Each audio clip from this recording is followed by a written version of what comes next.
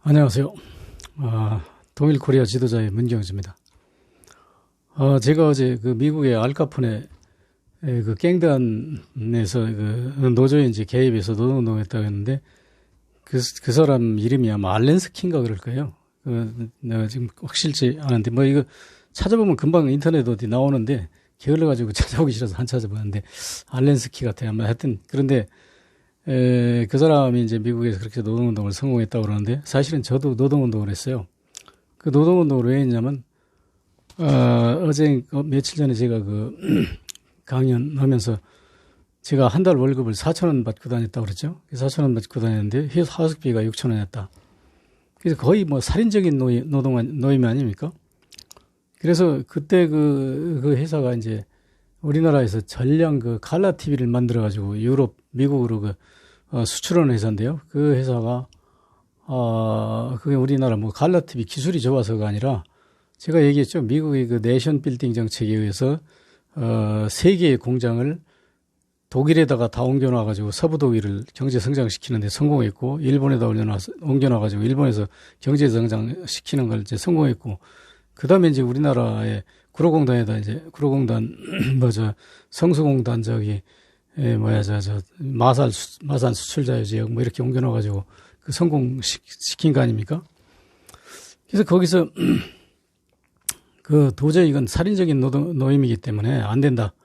근데 왜 그 회사가 그렇게 월급이 짰냐면, 이게 칼라 TV 만드는 공장에서 우리나라에서 최고의 인기가 있었어요. 그래서 거기에 내가 이제 검사원으로 들어갔는데, 사실은 내가 검사원에 들어갈 자질이 안 돼요. 왜냐면 거기는 공고 전작과 이상 나온 사람이어야 되고, 남자가 거의 없어, 검사원 밖에는. 근데 내가 이제 검사원, 이제 후보로 들어갔어. 기술이 아니니까 가서 연수받아서 장차 검사원이 되는 거죠. 그리고 들어갔는데, 그 당시는 어떤 정서였냐면, 그 회사만 들어갈 수 있다면, 월급을 한 푼도 안 받아도 가겠다는 사람이 줄을 서 있어. 그러니까 그 회사에 월급을 많이 줄 필요가 없죠. 그런데, 나 생각은 이제 그렇다 하더라도, 사람은 아전인수라고 그러나요? 자기 욕심에서 이제 어떤 사회 문제를 바라보는 거죠. 이게 아무리 그렇다 하더라도 나 같은 사람은 노동에서 먹고 사는 사람인데, 4,000원 그거 주는 거 너무하지 않느냐. 이제 이런 얘기인데, 그 회사 입장에서 보면 내가 아주 나쁜 놈이죠. 아니, 딴 사람은 공짜로도 하겠다는데 네가 왜 하겠다고 지원해서 와가지고 지금 월급 적다고 시비하냐. 이제 이런 문제가 나올 거 아닙니까? 그래서 이제 그거 가지고 첨예하게 싸움을 하고 있는데 제가 이제 졌어요. 왜 졌냐면, 그 당시는 중앙정보부에서요, 해외에서 들어오는 특히 일본계 회사들은 노동조합을 정부에서 책임지고 막아주겠다고 하는 비밀 무슨 계약이 있다고 그래요. 밀약이죠. 일본하고. 박정희하고 이제 그렇게 밀약이 있었다고 그러는데, 그러니까 그 당시 노사 문제가 나오면 무조건 구로공단 그런 데서 노사 문제가 나오면 국가안보사본부로 인정해가지고 중앙정보부가 개입을 하거든요. 그래서 나중에는 이제 노동운동하는 놈을 갖다 죽을 만큼 두드려 패고 그랬는데, 저는 최초의 초기 단계에 이제 시작을 했기 때문에 중앙정부한테 나중에 이제 맞긴 맞았는데, 그렇게 박해를 받고 맞지는 않았어요. 근데 맞지는 않은 이유가 이제 왜 그러냐면, 그 당시 제가 이제 여러분 아실는지 모르겠는데, 우리나라 사회운동하던 오글 목사니 하는 도시산업선교의 중심으로 반박정희 운동을 하던 그런 종교단체들이 있어요. 근데 그분들이 구로공단에 대한 아주 지대한 관심을 가지고 기울이고 있었더라고요. 그래서 카톨릭, 내가 천주교 신자도 아니면서 카톨릭도 신부님들하고 이제 많이 친했는데, 나는 지금도 신자 아니고 옛날에도 신자 아니었거든요. 그렇지만 카톨릭 신부님들이 나를 보고, 너는 앞으로 너를 지도자로 양성해야 되는데, 네가 학력이 변변치 않고 그러니까 미국으로 이제 이민을 보내가지고, 유학을 보내가지고, 미국에 가서 기초 영어 공부를 해가지고, 유학을 이제 마치고 와서 한국에 정치 지도자가 돼야 됩니다. 너 같은 놈이 돼야 된다. 그런 생각을 그분들이 판단하셔가지고 이제 저한테 유학 가라고 그러는데, 사실은 제가 그 당시 이미, 옛날에 우리 와이프하고, 동거 생활하면서 큰아들 놈을 낳은 상태라고 그랬죠. 그래서 결국은 호적등본 띄면 그게 나오기 때문에 내가 신부님한테 말씀드렸더니 머리를 쥐어박으면서 이 자식이 그렇게 무책임하게 애까지 나오는 놈이 여기서 유학 가라고 그러냐고 그래가지고 이제 결국은 제가 포기했는데, 그 정도로 그분들이 그쪽에 구로공단에 관심을 가지고 있었어요. 그래서 그때 내가 기억나는 게 그 사람 이름만 기억나는데 이태원의 어느 애인주택에 가가지고 에리 홀체라는 사람을 만나는데 내 생각에 그 사람이 독일 사람이었던 것 같아. 그러니까 독일이 왜냐면 우리나라에 쌍용량의 공장을 지어줬잖아요. 근데 박정희가 나중에 거기서 돈을 얻어다가 쌀 사줬다고, 쌀 사먹고 국민 살렸다고 이제 사기쳤는데 그 쌍용량의 공장을 지어주면서 그때 독일에서 이제 2차에 걸쳐서 원조를 해줬는데 현금 원조는 아니고 전부 기술 원조고 공장 플랜트, 쌍용량의 공장 플랜트를 이제 원조했다고 제가 번에 이제 말씀드렸죠. 근데 그때 독일의 에리 홀츠라는 사람이 그게 내 짐작으로는 무슨 말하자면 CIA나 그런 데하고 관련 있는 사람이고 국제 인권운동에 관련 있는 사람이야. 근데 그 양반을 데리고 그 양반 나 아는 목사님이 나를 데리고 이태리 이태원동에 애인주택에 가서 그 양반을 밤에 만났는데 그때 나 아는 목사님이 이제 영어로 이제 막 설명을 하는데 나는 무슨 얘기인지 잘 못 들었는데 했던데 그때 영어를 옛날에 조금씩 이제 알아들었는데 어림짐작해가지고 얘가 아주 용감한 노동운동에 용감하게 앞장섰는데 박정희 저 정권이 하는 짓이 얘를 죽일지도 모른다. 그러니까 당신네들이 관심을 갖고 얘들을 좀 살려주라. 안 죽이게 좀 뒤에서 봐주라. 하여튼 그런 내용이었던 것 같아. 그래가지고 그 명함도 받아갔었는데 이제 그 양반 내가 지금은 이제 다 잊어버려서 모르겠는데 그렇게 하고 그 당시 최고로 날렸던 양반이 누구냐면 민주당 국회의원으로서 인권옹호위원장을 하던 박한상 의원이라고 있어요. 이 양반의 집을 이제 나를 직접 데리고 와서 박한상 의원네 집에 가서 같이 저녁 식사도 하고 그러면서 박한상 의원한테 아주 신신당부하더라고. 이 문경주라는 청년이 앞으로 이 나라 지도자로 키워야 될 청년인데 지금 구로동에서 노동운동을 하고 있는데 이 청년이 굉장히 위험하다. 중앙정부에서 지금 손대고 있는데 어떻게 나올지 모른다. 그러니까 좀 특별히 관심을 가지고 이제 봐달라고 당부를 하더라고. 그래서 그런지 내가 좀 오버 액션을 하다가 체포돼가지고 노량진경찰청 경찰서에 가서 구류를 20일 받았는데요. 지금 그 후로 한 3년, 5년 후에 만약에 그런 사건이 터졌다면 나는 한 20년, 30년 감이죠. 그때는 일단 거리 나가서 내가 데모스트레이션을 했으니까. 그래서 20일 구리면 완전히 그냥 거저내준 거죠. 근데 그때 박한성 의원이 노량진 경찰서까지 직접 면회를 왔더라고. 그래서 그런 여러 이제 과정을 거쳐서 나는 이제 큰 처벌을 받지 않고 무사히 이제 살았는데 나중에 이제 결국은 얘기를 하면 이제 긴데 하여튼 결국은 내가 그렇게 해서 이제 노동운동을 접었어요. 왜냐면 이거 가지고는 안 될 이유가 뭐가 있냐면 그러다 보니까 우리 둘째 아들놈을 낳았는데 이놈이 벼란간 급성 폐렴이 걸렸는데 이것을 병원에 입원하려고 그러니까 그 당시는 입원을 보증금을 내야지 보증금 없으면 입원이 안 되는 거예요. 의료보험 그런 게 있지도 안 하고. 그래서 돈을 위해서 그걸 하려고 그러니까 나는 누구 보고 지금까지 돈 한 푼 빌려달라고 한 사실이 없고 내가 잘 빌려주지도 않아요. 구두쇠 같은 사람이지. 근데 당장 아들이 죽어간다는데 어디 돈 빌릴 데가 한 군데도 없더라고. 돈 빌려달라고 할 데가.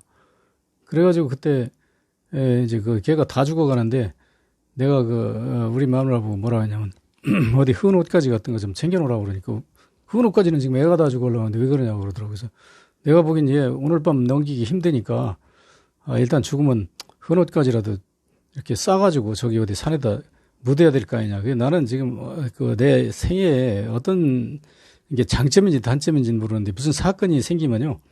그거 잡까지 내다봐요. 이게 어떻게 처리해야 될 건가. 그래서 그런 게 나한테 삶에 있어 좀 유리한 점도 있고 불리한 점도 있었는데 우리 마누라한테 엄청나게 원망을 들었죠.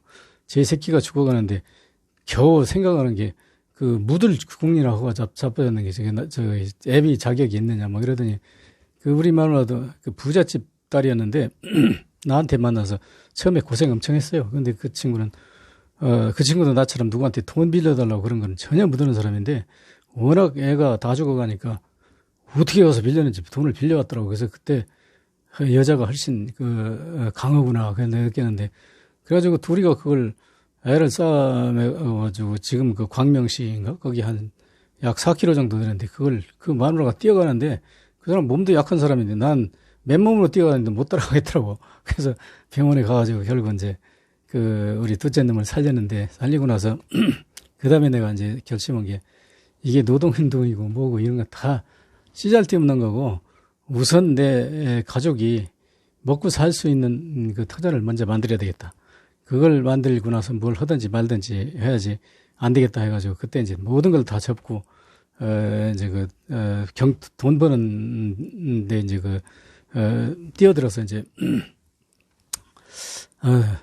그 돈을 이제 버는 노력을 했는데 어떻게 해가지고 그냥 그런 대로 우리 식구가 이제 먹고 살 만큼은 벌어졌어요. 근데 그것도 얘기하자면 이제 상당히 길죠. 그러니까 그런 구체한 얘기를 하고자 하는 게 아니고 거기서 제가 이제 한 가지 참고 이렇게 그렇게 해서 그때 이제 돈 번다고 해가지고 이제 돈 벌 수 있는 방법을 찾아서 우리가 철산동이라고 그 산비탈 그 철거민촌 거기서 살 때 이야기인데 거기는 버스도 안 들어와요. 차도 없어. 그러니까 걸어서 구로공단을 통과해야 되는데 구로공단에 가다 보니까 다리는 아프고 막 그래서 어떤 그 벤치에 앉아서 쉬고 있는데 웬 여자애들 한 서너 명이 앉아가지고 우리 회사에서 자기들 그러니까 다시 얘기하면 딴 회사에 가면 돈을 예를 들어서 한 달에 한 5만 원 주는데 5만 원 그때 한 만 원 그렇게 받을 때 1만 원 주는데 그 회사에서는 5천 원밖에 안 주는 거야. 그 이유가 뭐인가 물어봤더니 시골 초등학교에다 얘기해가지고 초등학교 졸업하고 나서 그 당시엔 진학 못한 애들이 하다 하니까 그 학교에서 졸업하는 애들 진학 못한 애들을 뽑아가지고 한 차 되면 이제 버스를 보내가지고 그걸 실어 오는 거예요. 실어다가 거기다 채용해가지고 거기서 이제 막 처음에는 월급도 안 주고 그냥 이렇게 이제 기술 배운다고 해가지고 일을 시키고 한 2년, 3년 되면 이제 월급을 줘야 되는데 2년, 3년 되면 얘들이 쉽게 얘기해서 딴 데 나가면 한 6천 원 그렇게 받는데 한 달에. 근데 그거 회사에서는 한 3천 원 밖에 안 주는 거예요, 월급을. 그러니까 얘들이 거기서 이제 몰래 도망가는 거예요. 도망가는데 절대 정문을 다 지키고 있으니까 못 도망가지. 그러니까 몸만 빠져나오는 거예요.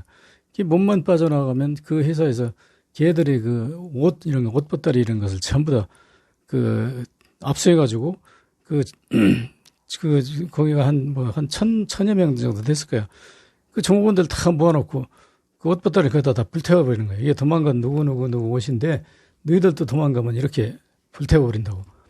그러니까 얘들이 거기 도망가면 그러고 월급을 그나마 다 안 주고 한 달이나 두 달 깔아놓고 주는 거예요. 그러니까 못 도망가게 하는 거지.